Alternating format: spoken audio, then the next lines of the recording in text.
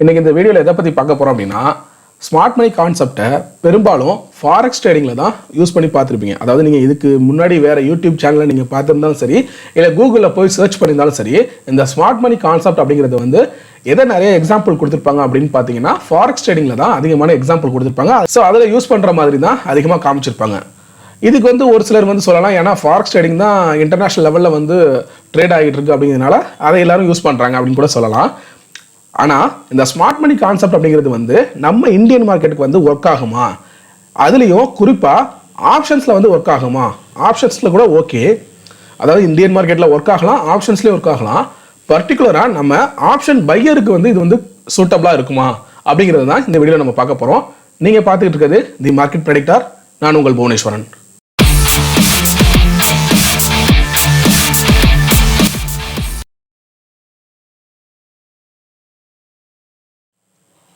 நம்ம ஆல்ரெடி வந்து சொல்லியிருப்போம், இந்த ஸ்மார்ட் மணி கான்செப்டோட பேசிக் பார்த்தீங்கன்னா சப்ளை அண்ட் டிமாண்ட், இந்த ரெண்டு விஷயத்தை பேஸ் பண்ணி தான் இந்த ட்ரேட் வந்து நடக்குது. இது வந்து சப்ளை ஜோனு, இது வந்து டிமாண்ட் ஜோன் அப்படின்னு வச்சுக்குவோம். இப்போ மார்க்கெட் என்ன ஆகுது அப்படின்னா சப்ளைலேருந்து கீழே வந்து டிமாண்டை டச் பண்ணுது. அதாவது இப்படி வருது மார்க்கெட்டு, ஓகேவா? ஸோ மார்க்கெட் இப்படி வந்து இந்த டிமாண்டை வந்து நம்ம டச் பண்ணுது. இப்போ நமக்கு என்ன ஒரு ஐடியா வரும், சரி மார்க்கெட் வந்து கரெக்டாக டிமாண்ட் ஜோன் கிட்ட வந்துட்டு எப்படி இது வந்து இந்த சப்ளை நோக்கி தான் போய் ஆகணும், சரியா? மார்க்கெட் வந்து எப்படி ஒரு நல்ல மூவ்மெண்ட் கொடுக்கும் அப்படின்னு சொல்லிட்டு இந்த இடத்துல நம்ம என்ன பண்ணுவோம் அப்படின்னா ஆப்ஷன் பையர்ஸ் எல்லாருமே இங்கே பை பண்ண ஆரம்பிச்சிருவோம். அதாவது கால் ஆப்ஷனை வந்து பை பண்ண ஆரம்பிச்சிருவோம். சப்போஸ் நீங்கள் என்ன பண்ணுறீங்க, கரண்ட் எக்ஸ்பைரியில் வந்து ஒரு கால் ஆப்ஷனை வந்து பை பண்ணுறீங்க, சரியா? ஒரு கான்ட்ராக்டை வந்து கரண்ட் எக்ஸ்பைரியில் வந்து பை பண்ணுறீங்க. இது வந்து மண்டே அப்போ வந்து டிமாண்ட் ஜோன் கிட்ட வந்து ரீச் ஆயிடுச்சுன்னு வச்சுக்குவோம். நீங்கள் என்ன நினைக்கிறீங்க, தேர்ஸ்டே வந்து எப்படி சப்ளை கிட்ட போயிடும் அப்படின்னு சொல்லிட்டு இங்கே வந்து ஒரு கால் ஆப்ஷன், ஏதோ ஒரு கால் ஆப்ஷன் உங்களோட கான்ட்ராக்டை வந்து நீங்கள் பை பண்ணுறீங்க நியர் எக்ஸ்பைரி, ஓகேவா? இது வந்து நல்லா ஞாபகம் வச்சுக்கோங்க. இது வந்து மண்டே கிட்ட பை பண்ணுறீங்க. அடுத்து மார்க்கெட் மேலே போகுது, தென் திரும்ப பார்த்தீங்கன்னா டியூஸ்டே கிட்ட இங்கே வந்துடுது. அகைன் பார்த்தீங்கன்னா வெட்னஸ்டே நல்லா மேலே போகுது, தென் கொஞ்சம் கீழே வருது, தென் தேர்ஸ்டே கொஞ்சம் மேலே போயிட்டு தென் இங்கே வந்து முடிஞ்சிருது. அப்போ உங்களுக்கு என்ன ஆகும் அப்படின்னா உங்களோட கரண்ட் எக்ஸ்பைரிக்குள்ளேயே உங்களோட அந்த ஆப்ஷன் ப்ரீமியம் வந்து மெல்ட் ஆகிடும். அதுக்கப்புறம் ஃப்ரைடே வந்து மார்க்கெட் வந்து நல்லா இப்படி பூம் ஆகி மேலே போகுது. ஸோ இப்போது இந்த இடத்துல வந்து உங்களுக்கு ஏதாவது ப்ராஃபிட் வந்து இருக்குமா இருக்காதா நீங்களும் யோசிச்சு பாருங்க. ஏன்னா அதாவது நீங்கள் மண்டே அப்போ அந்த ட்ரேடை எடுத்துறீங்க, அந்த கான்ட்ராக்டை பை பண்ணுறீங்க. மண்டே, டியூஸ்டே, வெட்னஸ்டே, தேர்ஸ்டேன்னு அந்த 3-4 நாளும் பார்த்தீங்கன்னா இந்த டிமாண்ட் ஜோன் கிட்டே தான் ரேஞ்ச் பவுண்ட் ஆகிட்டு இருக்கு மார்க்கெட்டு. அப்படி இருக்கிறப்போ வெள்ளிக்கிழமை, அதாவது தேர்ஸ்டேக்கு அப்புறம் மார்க்கெட் மேலே போகிறதுனால உங்களுக்கு எந்த விதமான யூஸும் கிடையாது. ஏன்னா தேர்ஸ்டேவோட உங்களோட எக்ஸ்பைரி வந்து க்ளோஸ் ஆகிடும், உங்களோட அந்த கான்ட்ராக்ட் பீரியடு க்ளோஸ் ஆகிறதுனால இதுக்கப்புறம் வந்து வெள்ளிக்கிழமையும் அடுத்தது திங்கக்கிழமையும் மேலே போனாலும் உங்களுக்கு எந்த விதமான அந்த பெனிஃபிட்டுங்கிறது வந்து இருக்காது, உங்களுக்கு ப்ராஃபிட்டும் இருக்காது. மார்க்கெட் வந்து இதுக்குள்ளேயே ரேஞ்ச் பவுண்ட் ஆகிட்டு இருக்கிறதுனால உங்களோட ப்ரீமியம் மெல்ட் ஆகி உங்களுக்கு லாஸ் தான் கிடைக்கும். ஸோ இந்த ஒரு விஷயம் வந்து நீங்கள் ரொம்ப கவனிக்க வேண்டிய விஷயம். அதாவது மார்க்கெட் வந்து டிமாண்ட் கிட்டேயோ இல்லை சப்ளை கிட்டேயோ போயிடுச்சு அப்படின்னா உடனே அது ரிவர்ஸ் ஆகணும் அப்படிங்கிற அவசியம் கிடையாது. ஏன்னா மார்க்கெட் டிமாண்ட் கிட்ட போயிட்டு அது திரும்ப இதுகிட்ட ரேஞ்ச் பவுண்ட் கூட ஆகலாம். அதாவது அந்த ஒன் வீக் கூட ரேஞ்ச் பவுண்ட் ஆகிட்டு அதுக்கப்புறம் கூட மார்க்கெட் வந்து மேலே போக ட்ரை பண்ணலாம். ஆனால் நீங்கள் நேர் எக்ஸ்பைரி கிட்ட பை பண்ணுறதுனால உங்களுக்கு என்ன ஆகும் அப்படின்னா இந்த டிமாண்ட் ஜோன் கிட்டேயே மார்க்கெட் வந்து ரேஞ்ச் பவுண்ட் ஆகிட்டு இருக்கும்போது உங்களோட ப்ரீமியம் தான் மெல்ட் ஆகுமே தவிர உங்களால் ப்ராஃபிட்டுங்கிறது வந்து பண்ண முடியாது. அதுக்கப்புறம் உங்களோட எக்ஸ்பைரி முடிஞ்சதுக்கப்புறம் மார்க்கெட் மேலே போனுச்சுன்னா உங்களுக்கு எந்த விதமான யூஸும் கிடையாது. ஸோ இதுதான் பார்த்தீங்கன்னா இருக்கிறதுல ஒரு பெரிய ப்ராப்ளம், ஆப்ஷன்ஸ் இந்த பையிங்கில் ஒரு பெரிய ப்ராப்ளம். இதே நீங்கள் ஆப்ஷன் செல்லிங் எடுத்துருந்தீங்கன்னா யோசிச்சு பாருங்கள். சப்போஸ் இந்த இடம் இருக்குது, இப்போது 17,000 இருக்குன்னு வச்சுக்கோங்களேன். நீங்கள் என்ன பண்ணுறீங்க, கீழே போயிட்டு 16,900 புட் ஆப்ஷனை செல் பண்ணுறீங்க அப்படின்னா இந்த 16,900க்கு மேலே மார்க்கெட் வந்து எங்கே முடிஞ்சாலுமே உங்களுக்கு ப்ராஃபிட் தான் இருக்கும். அதாவது ஆப்ஷன் செல்லிங்கில் நான் சொல்கிறேன். இதுவே நீங்கள் இந்த இடத்துல 17,000 இல்லை 16,900 கால் ஆப்ஷனே பை பண்ணுறீங்கன்னா உங்களோட அந்த ஸ்ட்ரைக் ப்ரைஸ் ப்ளஸ் உங்களோட ப்ரீமியம், அந்த ப்ரீமியமை தாண்டி மார்க்கெட் வந்து மேலே போய் முடிஞ்சால் மட்டும்தான் உங்களுக்கு வந்து ப்ராஃபிட் இருக்கும். அதாவது எண்ட் ஆஃப் த எக்ஸ்பைரி. இல்லை மார்க்கெட் வந்து ரேஞ்ச் பவுண்ட் ஆகி அதே இடத்துலையோ இல்லை கொஞ்சம் மேலேயோ போய் முடிஞ்சுது அப்படின்னா உங்களுக்கு லாஸ் தான் காமிக்கும். ஆப்ஷன் செல்லர் வந்து இதை ஈஸியாக யூஸ் பண்ணலாம், ஏன்னா அவங்களுக்கு வந்து ஒரு ரேஞ்சுக்குள்ளே முடிஞ்சாலே போதும். ஆனால் ஆப்ஷன் பையருக்கு அப்படி கிடையாது, நம்ம எக்ஸ்பெக்ட் பண்ண ரேஞ்சை விட தாண்டி கொஞ்சம் போய் முடியணும். அப்படிங்கிறப்போ நல்ல மொமெண்டம் இருந்தால் மட்டும்தான் நம்மளால் ப்ராஃபிட் பண்ண முடியும் ஆப்ஷன் பையரால். அதனால இந்த ஒரு விஷயத்தை வந்து நீங்கள் ரொம்ப கவனமாக இருக்கணும். அதாவது மார்க்கெட் வந்து டிமாண்ட் கிட்ட போயிடுச்சு, இல்லை டிமாண்ட்லேருந்து சப்ளை கிட்ட போயிடுச்சு, சப்ளை கிட்ட போனதுமே திரும்ப பார்த்தீங்கன்னா மார்க்கெட் வந்து ரிவர்ஸ் ஆகிறதுக்கான வாய்ப்பு இருக்குது, நம்ம வந்து இங்கே வந்து செல் பண்ணலாம் அப்படிங்கிற மாதிரி இந்த இடத்துல நீங்கள் போய் ட்ரேட் எடுத்திருந்தீங்க, புட் ஆப்ஷனை பை பண்ணிங்கன்னா மார்க்கெட் அடுத்த 2-3 நாள் இது மாதிரியே பார்த்தீங்கன்னா ரேஞ்ச் பவுண்ட் ஆகிட்டு வெள்ளிக்கிழமைக்கு மேலே, அதாவது வியாழக்கிழமை உங்களோட கான்ட்ராக்ட் முடிஞ்சதுக்கு அப்புறம் அந்த எக்ஸ்பைரி முடிஞ்சதுக்கு அப்புறம் மார்க்கெட் வந்து நல்லா கீழே இறங்குதுன்னு வச்சுக்கோங்களேன், இதனால உங்களுக்கு எந்த விதமான அந்த யூஸும் கிடையாது. சரியா? ஸோ இந்த விஷயத்தை நீங்கள் வந்து கவனமாக புரிஞ்சுக்கணும். சரி, இதுக்கு என்ன பண்ணலாம் அப்படின்னா, மார்க்கெட் வந்து டிமாண்ட் கிட்டே சப்ளை கிட்டே போயிடுச்சு அப்படின்னு உங்களுக்கு தோணுது அப்படின்னா, இன்னும் எக்ஸ்பைரிக்கு ஒரு 2-3 நாள் தான் இருக்குது, நேர் எக்ஸ்பைரி எடுக்கிறீங்க அப்படிங்கிறப்போ என்ன பண்ணலாம் அப்படின்னா, அதுக்கு அடுத்த எக்ஸ்பைரி, ஓகேவா, கம்மிங் நேர் எக்ஸ்பைரியை விட்டுட்டு அதுக்கு அடுத்த எக்ஸ்பைரியை வந்து நீங்கள் தேர்ந்தெடுக்கலாம். அப்படி இல்லைன்னா மந்த்லி எக்ஸ்பைரியை வந்து தேர்ந்தெடுக்கலாம். ஸோ ஃபஸ்ட்டு மாதம் வந்து ஆரம்பிக்குதுன்னு வச்சுக்கோங்களேன், மந்த்லி இப்போ ஸ்டார்ட் ஆகுது அப்படின்னா 1, 2, 3 எல்லாமே பார்த்தீங்கன்னா நேர் எக்ஸ்பைரி கிட்ட இருக்குது. அதாவது மண்டே, டியூஸ்டே, வெட்னஸ்டே, தேர்ஸ்டே அப்படின்னு இருக்குன்னா நேர் எக்ஸ்பைரியை சூஸ் பண்ணுறதை விட அதுக்கு நெக்ஸ்ட் வீக் இருக்கிற எக்ஸ்பைரியை வந்து சூஸ் பண்ணலாம். அப்படி இல்லைன்னா அதோட monthly end of the month இருக்குது பார்த்தீங்களா, லாஸ்ட் எக்ஸ்பைரி, அந்த எக்ஸ்பைரி வந்து நீங்கள் சூஸ் பண்ணலாம். அப்படி சூஸ் பண்ணும்போது மார்க்கெட் கொஞ்சம் நேரம் ரேஞ்ச் பவுண்ட் ஆனாலும், கொஞ்ச நாள் ரேஞ்ச் பவுண்ட் ஆனாலும், ஆனால் நீங்கள் எதிர்பார்த்த மாதிரி அந்த 1 மந்த்துக்குள்ளே எப்படி கீழே இறங்கிரும், ஓகேவா, அந்த டிமாண்ட் ஜோன் கிட்ட இறங்கிரும். அப்போ உங்களால் ப்ராஃபிட்டுங்கிறது வந்து பண்ண முடியும். ஆனால் அதுக்கு கொஞ்சம் நீங்கள் வெயிட் பண்ணி ஆகணும். சரியா? நீங்கள் அந்த ஸ்ட்ரைக் ப்ரைஸ் எடுக்கிறது, உங்களோட ப்ரீமியம் கால்குலேஷன் பண்ணுறது, இதெல்லாம் நீங்கள் கால்குலேட் பண்ணி தான் அந்த ரேஞ்சை தாண்டி நம்மளால் மார்க்கெட் போகுமா, அந்த கால்குலேஷன்ஸ்லாம் பார்த்துட்டு தான் நீங்கள் அந்த ட்ரேடை வந்து எடுக்கிற மாதிரி இருக்கும். நம்ம ஆல்ரெடி சொன்ன மாதிரி ஆப்ஷன் செல்லருக்கு வந்து இது ஈஸியான மெத்தடு. ஏன்னா சப்ளை கிட்ட போயிடுச்சு அப்படின்னா இங்கே வந்து ஒரு கால் ஆப்ஷனை செல் பண்ணிட போறாரு. அவருக்கு இதுக்கு கீழே மார்க்கெட் எங்கே போய் முடிஞ்சாலுமே அவருக்கு வந்து ப்ராஃபிட் தான். அதே போல டிமாண்ட் கிட்ட இருக்குன்னா புட் ஆப்ஷனை செல் பண்ண போறாரு, அந்த டிமாண்டுக்கு மேலே எங்கே போய் முடிஞ்சாலுமே அவருக்கு வந்து ப்ராஃபிட் தான். ஆனால் ஆப்ஷன் பையருக்குங்கிறது அப்படி இல்லை. சப்ளை கிட்ட இங்கே வந்து புட் ஆப்ஷனை பை பண்ணுறாங்க அப்படிங்கிறப்போ இந்த எந்த ஸ்ட்ரைக் ப்ரைஸில் எடுத்தாங்களோ அந்த ஸ்ட்ரைக் ப்ரைஸ் ப்ளஸ் அவங்களோட ப்ரீமியம் இது ரெண்டுத்தையும் ஆட் பண்ணி வர வேல்யூவோட அதுக்கு கீழே வந்து மார்க்கெட் முடிகிறப்ப தான் அவங்களுக்கு வந்து ப்ராஃபிட் இருக்கும். அதுவும் அந்த எக்ஸ்பைரிக்குள்ளே வந்து முடியணும். இப்போது எக்ஸாம்பிள் ஒன்று பார்ப்போம். நான் இப்போ பேங்க் நிஃப்டியோட சார்ட்டை வச்சுருக்கேன். 1 hour டைம் ஃப்ரேம் வந்து சூஸ் பண்ணியிருக்கேன். ஸோ இதுக்கு பார்த்தீங்கன்னா இது வந்து இந்த லெவல் வந்து, ஸோ இது வந்து டிமாண்ட் ஜோனு அப்படின்னு வந்து நம்ம எடுத்துக்கலாம். சரியா?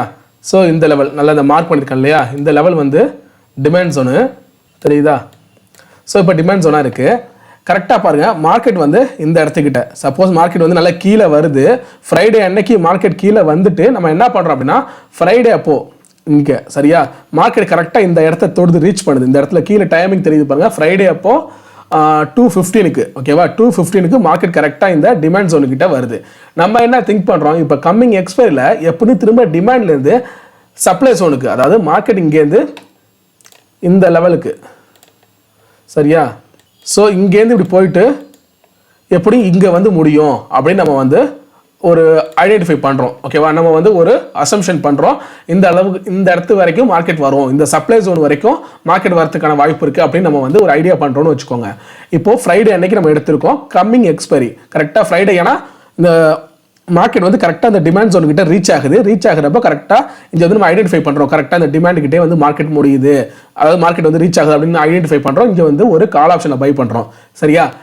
இப்போ கரெக்டாக ஃப்ரைடே 2:15 வந்து நம்ம கால் ஆப்ஷனை பை பண்ணுறோம். அப்படிங்கிறப்போ கம்மிங் எக்ஸ்பைரி அடுத்த தேர்ஸ்டேக்குள்ளே மார்க்கெட் வந்து ஓரளவு மொமெண்டம் இந்த அளவுக்கு இருந்தால் தான் மார்க்கெட் இங்கே போய் முடியணும். அதாவது மார்க்கெட் வந்து இந்த அளவுக்கிட்ட போய் முடிஞ்சாதான் சரியா. இந்த இடத்துல நம்ம பை பண்ணுறோம் அப்படின்னா நம்மளோட ப்ரீமியம்லாம் ஆட் பண்ணுறப்போ மார்க்கெட் ஓரளவு இங்கே போய் முடிஞ்சாதான் நமக்கு ப்ராஃபிட்டே இருக்கும்.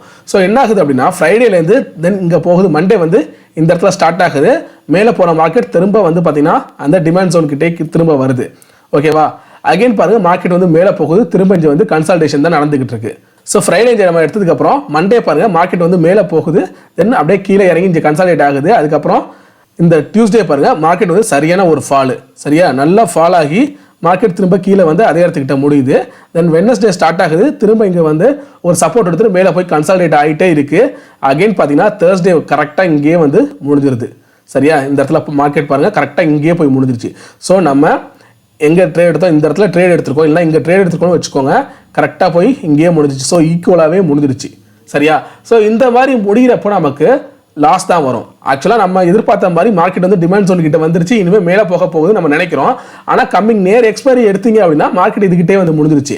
அதுக்கு அடுத்த எக்ஸ்பைரி எடுத்தாலும் பாருங்க மார்க்கெட் திரும்ப இதுலேயே வந்து இது ரேஞ்ச் பவுண்ட் ஆகிட்டு அடுத்த தேர்ஸ்டேவும் பாருங்க இந்த இடத்துல போய் முடிஞ்சிருச்சு. சரியா, ஸோ இது வந்து ஒரு ஆப்ஷன் பையிங்கில் இது வந்து ஒரு பெரிய ப்ராப்ளமாக இருக்கும் எஸ்எம்சி கான்செப்டை பொறுத்த வரைக்கும். அதாவது நீங்கள் சப்ளை அண்ட் டிமாண்டை வச்சு நீங்கள் ட்ரேட் எடுக்கிறீங்க அப்படிங்கிறப்போ இது வந்து ஒரு பெரிய ப்ராப்ளம். இதுவே நீங்கள் யோசிச்சு பாருங்க, ஸ்டாக்ல வந்து ட்ரேட் பண்ணுறதா இருக்கட்டும், அதாவது நீங்கள் ஸ்டாக்ல வந்து பை பண்ணுறீங்க, நீங்கள் ட்ரேடிங் பண்ணுறதா இருந்தாலும் சரி, இல்லை இன்வெஸ்ட்மெண்ட் மாதிரி பண்ணுறீங்கன்னு வச்சுக்கோங்க. இன்வெஸ்ட் பண்ணுறீங்கன்னா மார்க்கெட் இந்த இடத்துல நல்ல டிமாண்ட் ஜோன் கிட்ட வருது, சரியா, மார்க்கெட் வருது அப்படிங்கிறப்ப இந்த இடத்துல பை பண்றீங்கன்னா மார்க்கெட் எப்போ வேணாலும் மேலே போகட்டுமே, ஏன்னா நமக்கு அந்த டைம் டிகேங்கிற ஒரு விஷயம் கிடையாது. சரியா, ஏன்னா கான்ட்ராக்ட் அப்படிங்கிறது கிடையாது.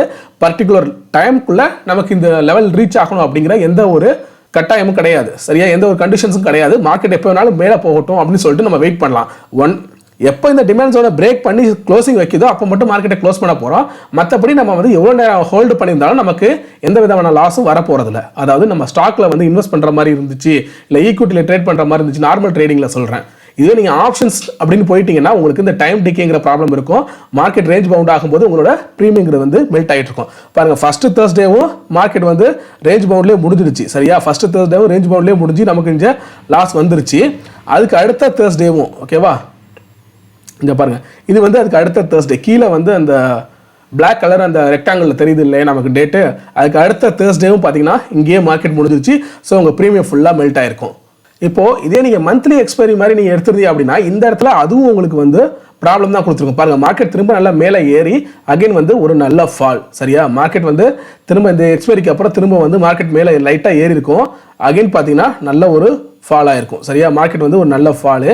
ஸோ அதனால் ஆப்ஷன் பையர் வந்து இந்த எஸ்எம்சி கான்செப்டை யூஸ் பண்ணும்போது கொஞ்சம் பார்த்து தான் நீங்கள் யூஸ் பண்ணணும். நீங்கள் பெருசாக ஹோல்டு பண்ண முடியாது. நார்மலாகவே ஆப்ஷன் பையர் வந்து லாங் டைமுக்கு வந்து ஹோல்டு பண்ண முடியாது. ஏன்டா உங்களுக்கு மார்க்கெட் ரேஞ்ச் பவுண்டாக இருக்கிறப்போ உங்களுக்கு டைம் டிகேங்கிறது வந்து நடக்கும், உங்களோட ப்ரீமியம் வந்து மெல்ட் ஆகும், அதனால லாஸ் தான் வரும். ஒன்லி மொமெண்டா மார்க்கெட்டில் மட்டும் தான் நீங்கள் ஹோல்டு பண்ணுற மாதிரி இருக்கும். அதாவது நீங்கள் இந்த இடத்துல நீங்கள் ட்ரேட் எடுத்துருந்தீங்க, ஒரு புட் ஆப்ஷனை வாங்கியிருந்தீங்க அப்படின்னா இந்த அளவு வரைக்கும் நம்ம வந்து ஹோல்டு பண்ணலாம்.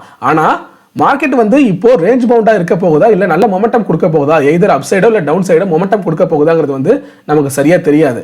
அப்படிங்கிறப்போ ஆப்ஷன் பையர் வந்து இந்த எஸ்எம்சி கான்செப்டை ரொம்ப கவனமாக தான் யூஸ் பண்ணுற மாதிரி இருக்கும். சரியா, இதுவே நீங்கள் வந்து லாங் டேர்ம் பர்பஸ்க்கு வந்து இன்வெஸ்ட்மெண்ட்டுக்கு யூஸ் பண்ணி பார்க்கலாம், இல்லை ஆப்ஷன்ஸ் இல்லாமல் வேறு மெத்தடில் வந்து அதாவது ஈக்விட்டி ட்ரேடிங்கில் பண்ணி பார்க்கலாம், இல்லை லாங் டைம் இன்வெஸ்ட்மெண்ட்டுக்கு வந்து பண்ணி பார்க்கலாம். அப்படி இருக்கும்போது என்ன ஆகும் அப்படின்னா மார்க்கெட் என்ன தான் ரேஞ்ச் பவுண்ட் ஆகிட்டே இருந்தாலும் ஒரு லெவலுக்கு மேலே போக நம்ம வெயிட் பண்ணலாம். இல்லை ஸ்ட்ராங்காக இந்த லெவலை பிரேக் பண்ணி ஸ்ட்ராங்காக இந்த க்ளோஸ் வைக்குதா உடனே இந்த இடத்துல நம்ம வந்து வெளியில் வந்துடலாம். அப்படிங்கிறப்போ நமக்கு பெரிய லாஸ் இருக்காது. இதுவே நீங்கள் ஆப்ஷன்ஸில் ட்ரேட் பண்ணுறீங்க அப்படிங்கிறப்போ மார்க்கெட் ரேஞ்ச் பவுண்ட் ஆகிட்டு இருக்கும் போதே உங்களுக்கு வந்து லாஸ் வர ஆரம்பிச்சிடும். இந்த லெவலை பிரேக் பண்ணுங்கிற அவசியமே இல்லை. ரேஞ்ச் பவுண்ட் ஆனாலே உங்களுக்கு வந்து இந்த ப்ரீமியம் மெல்ட் ஆகி உங்களோட ஆப்ஷன் ப்ரீமியம் எல்லாமே பார்த்தீங்கன்னா கரைஞ்சிரும், உங்களுக்கு வந்து லாஸ் வந்துடும். ஸோ அதனால் இந்த எஸ்எம்சி கான்செப்டை யூஸ் பண்ணுறீங்க, இந்த சப்ளை அண்ட் டிமாண்டை யூஸ் பண்ணுறீங்க அப்படிங்கிறப்போ அதெல்லாம் எதுக்கு யூஸ் பண்ணணும்னு நல்லா புரிஞ்சுக்கிட்டு யூஸ் பண்ணுங்கள். ஆப்ஷன் ட்ரேடிங்க்கு இது வந்து முடிஞ்ச வரைக்கும் செட் ஆகுமா ஆகாதா அப்படிங்கிறத வந்து நீங்கள் வந்து ஒரு அனலைஸ் பண்ணுங்கள். ஸோ நான் ஸ்மார்ட் மணி கான்செப்ட் வந்து ஆப்ஷன் ட்ரேடிங்கில் வந்து ஒர்க் ஆகாது, செட் ஆகாது அப்படின்னு நான் சொல்ல வரல. நீங்களா ஒரு ஐடியா பண்ணிக்கோங்க, இது வந்து சரி வருமா வராதா. ஆனால் ரேஞ்ச் பவுண்ட் மார்க்கெட்டில் வந்து எப்படி இருந்தாலும் நமக்கு லாஸ் வரும் தான், அதை நான் இல்லைன்னு சொல்ல வரல. இது ஸ்மார்ட் மணி கான்செப்டில் மட்டும் இல்லை. ஸோ எந்த ஸ்ட்ராட்டஜி நீங்கள் எடுத்துக்கிட்டாலுமே ரேஞ்ச் பவுண்டாக இருக்கும்போது ஆப்ஷன் பையருக்கு வந்து லாஸ் வரும் தான், அதை நான் இல்லைன்னு சொல்லலை. இருந்தாலும் இந்த ஸ்மார்ட் மணி கான்செப்ட்டில் நம்மளோட மெயின் தீம் அப்படிங்கிறது வந்து சப்ளை அண்ட் டிமாண்ட். அப்படிங்கிறப்போ கரெக்டாக இந்த டிமாண்ட் கிட்ட வந்துருச்சுன்னா எப்படியும் மேலே சப்ளை நோக்கி போகிறதுக்கான வாய்ப்பு இருக்குது அப்படின்னு சொல்லிட்டு நியர் எக்ஸ்பைரியில் நீங்கள் ஹோல்டு பண்ணாதீங்க. அதாவது லாங்கர் டைம் ஃப்ரேம் வச்சுக்கிட்டு அதிக நேரம் நீங்கள் வந்து ஹோல்டு பண்ணாதீங்க. முடிஞ்ச வரைக்கும் ஸ்மாலர் டைம் ஃப்ரேமை யூஸ் பண்ணி ட்ரேட் எடுக்க பாருங்க. ஏன்னா ஸ்மாலர் டைம் ஃப்ரேம் நீங்கள் யூஸ் பண்ணும்போது தான் மார்க்கெட்டோட அந்த இன்னும் உங்களோட அந்த சப்போர்ட் அண்ட் ரெசிஸ்டன்ஸ் வந்து பக்கத்தில் இருக்கும். இப்போ நீங்கள் ஸ்மால் டைம் ஃப்ரேம் யூஸ் பண்ணுறீங்கன்னா இந்த லெவல் வந்து உங்களுக்கு வந்து சப்போர்ட் அண்ட் ரெசிஸ்டன்ஸாக இருக்க வாய்ப்பு இருக்குது. ஸோ இது வந்து ஒரு ரெசிஸ்டன்ஸாக இருக்கும். இந்த லைன் தெரியுது இல்லையா, இந்த லைன் வந்து உங்களுக்கு ரெசிஸ்டன்ஸாக இருக்கும், இது வந்து உங்களுக்கு சப்போர்ட்டாக இருக்கும். அப்படிங்கும்போது அதில் வந்து ஓரளவு நல்ல ஒரு சின்னதாக ஒரு ப்ராஃபிட் பண்ணலாம். மார்க்கெட் வந்து ஓரளவு ரேஞ்ச் பவுண்டாக இருந்தாலுமே நீங்கள் ஏன்னா லாங்கர் டைம் ஃப்ரேம் யூஸ் பண்ணுறீங்க அப்படிங்கிறப்போ கொஞ்சம் கவனமாக தான் யூஸ் பண்ணுற மாதிரி இருக்கும். அதுலேயும் மொமெண்டமில் வந்து நமக்கு நல்ல ப்ராஃபிட் தரும், ஆனால் ரேஞ்ச் பவுண்டில் வந்து நமக்கு லாஸ் தான் கொடுக்கும். ஸோ இந்த விஷயத்தை நீங்கள் கவனத்தில் வச்சுக்கணும். மற்றபடி நிறைய ஸ்ட்ராட்டஜி இதில் நம்ம சொல்லியிருக்கோம். இந்த ஃபேர் வேல்யூ கேப்பு இல்லைனா அந்த மிட்டிகேஷன் பிளாக்கு, ஆர்டர் பிளாக்கு, அந்த டீட்டெயில்ஸ்லாம் நம்ம சொல்லியிருக்கோம் இல்லையா, அதை மீன் பண்ணி கொஞ்சம் சின்னதாக ஒரு ப்ராஃபிட் புக் பண்ணிவிட்டு வெளியில் வந்துடலாம். சரியா, பொதுவாகவே ஆப்ஷன் பையிங்கில் முடிஞ்ச வரைக்கும் குயிக்காக ப்ராஃபிட்டை புக் பண்ணிட்டு வெளில போக பாருங்கள். ஏன்னா மார்க்கெட் மொமெண்டமாக இருந்தால் உங்களுக்கு ப்ராஃபிட் வரலாம், ஓகே.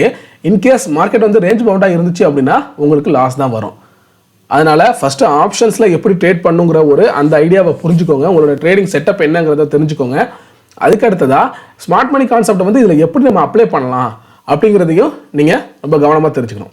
சரியா, இந்த வீடியோ உங்களுக்கு பிடிச்சிச்சுன்னா லைக் பண்ணுங்கள், உங்கள் ஃப்ரெண்ட்ஸ்க்கும் ஷேர் பண்ணுங்கள். உங்களுக்கு ஏதாவது சந்தேகங்கள் இருந்தால் கமெண்ட் பண்ணுங்கள், மறக்காமல் சப்ஸ்கிரைப் பண்ணுங்கள். தேங்க்யூ.